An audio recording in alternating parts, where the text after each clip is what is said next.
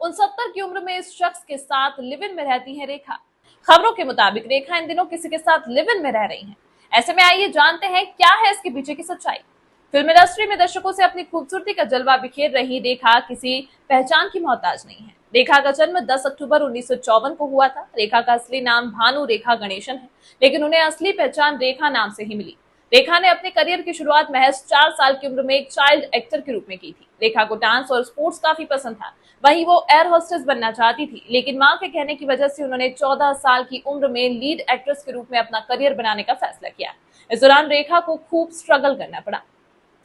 रेखा को ऐसे मिला फेम। रेखा के फिल्मी सफर की शुरुआत अच्छी नहीं थी। साउथ इंडस्ट्री में उन्हें काम पाने के लिए काफी मेहनत करनी पड़ी। हालांकि इस दौरान फिल्म डायरेक्टर और प्रोड्यूसर कुलजीत पाल की नजर रेखा पर पड़ी।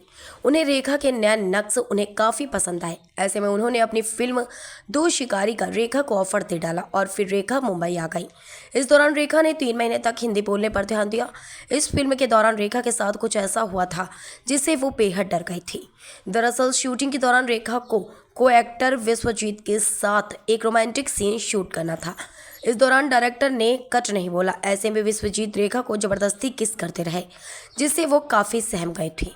हालांकि इस बारे में रेखा ने कुछ नहीं कहा, क्योंकि उन्हें डर था कि अगर उन्होंने कुछ बोला तो उन्हें फिल्म से बाहर कर दिया जाएगा। वहीं इस किसिंग सीन की वजह से फिल्म का सेंसर लग गया था और फिर यह फिल्म 10 साल बाद रिलीज हुई। इस फिल्म की वजह से रेखा सुर्खियों में आ गई थी और फिर उन्हें खूब फिल्मी ऑफर होने लगी थी। रेखा और अमिताभ की ऐसे खत्म हुई लव स्टोरी। इस दौरान रेखा का नाम किरण कुमार और विनोद मेहरा के साथ जुड़ा, लेकिन सबसे सुर्खियों में उनका और अमिताभ बच्चन का अफेयर रहा। फिल्म में दो अनजाने के सेट पर दोनों की मुलाकात हुई और फिर उन्हें प्यार हो गया। हालांकि इस दौरान अमिताभ शादीशुदा थे। वहीं जब यह बात जया को पता चली तो अमिताभ बच्चन जब घर नहीं थे तब उन्होंने रेखा को खाने पर बुलाया और कहा कि मैं अमित को कभी नहीं छोड़ूंगी। जया की इस बात को सुनकर रेखा समझ गई कि वो और अमिताभ कभी एक नहीं हो पाएंगे। ऐसे में रेखा बिग बी से दूर हो गई। इस वजह से रेखा के पति मुकेश ने किया था सुसाइड। इसके बाद रेखा ने 1990 में दिल्ली बेस्ड बिजनेसमैन मुकेश अग्रवाल से शादी कर ली। हालांकि शादी के 3 महीने बाद मुकेश ने फांसी लगाकर आत्महत्या कर ली।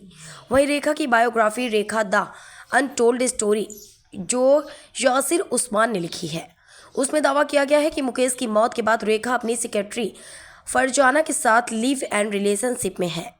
यासीर ने किताब के जरिए बताया कि फरजाना ही एक ऐसी शख्स हैं जिन्हें रेखा के बेडरूम तक जाने की इजाज़त है।